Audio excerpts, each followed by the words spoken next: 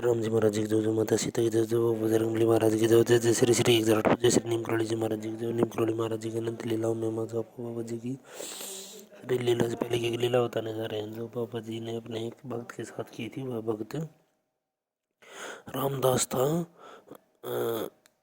अब तो आप जान ही चुके होंगे, मैं भक्त हूँ। रामदास कौन है? वो अमेरिका का था वो रामदास, जिसका नाम रामदास बाबा जी ने रखा था। उसका पुराना नाम रिचर्ड परेट था।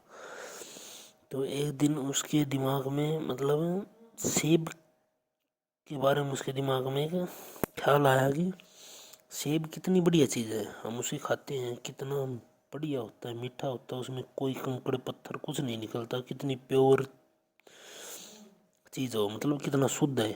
एक एप्पल मतलब सेब, सेब के बारे में बात कर रहे हैं हम वक्त। तो सेब कितना शुद्ध होता है, उसके अंदर कोई कंकड़ नहीं, पत्थर नहीं। अगर हम चावल भी खाते हैं तो उसके अंदर भी कंकड़ निकल आता है, मतलब कभी कभार यदा कदा कोई ना कोई कंकड़, कुछ ना कुछ, मतलब इम्प्योरिटी आ ही जाती है, धूल कण कुछ भी, मतलब। तो वो कह रहा था कि मतलब सेब में उसका मन बस गया, मतलब भाई उसकी इच्छा हो गई कि मैं सेब ही खाऊं।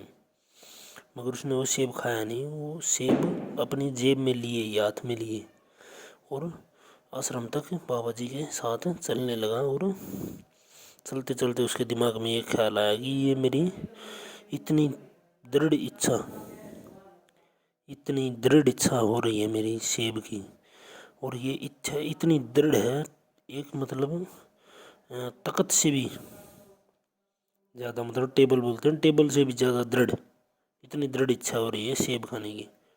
तो और उसने ये भी सोचा कि गीता में ये लिखा है कि जो आपको सबसे ज़्यादा प्रिय हो वो चीज़ आप भगवान को ऑफरिंग में दे दो। ऑफरिंग मतलब चढ़ावे के रूप में भगवान पर वो चीज़, भगवान के चरणों में उस चीज़ को चढ़ा दो। तो ये बहुत काम की बात है भक्तों, इस पर थोड़ा अपना लगाना है पर दिमाग। तो उसने सोचा कि मेरी जो सेब खाने की इतनी इच्छा हो रही, इतना मेरा मन सेब के अंदर गया हुआ है, तो उसने आश्रम में जाने के बाद वो सेब बाबा जी की तख्त के ऊपर रख दिया। और फिर और भी भक्त आए, उन्होंने और कुछ रखा, और कुछ मतलब अपनी तरफ से जो भी ऑफरिंग, मतलब जो भी चढ़ावा वो चढ़ाना चाहते थे बाबा जी के श्री चरणों में, वो तख्त पे रखते गए और वो सेब उन चीज़ों के नीचे दब गया।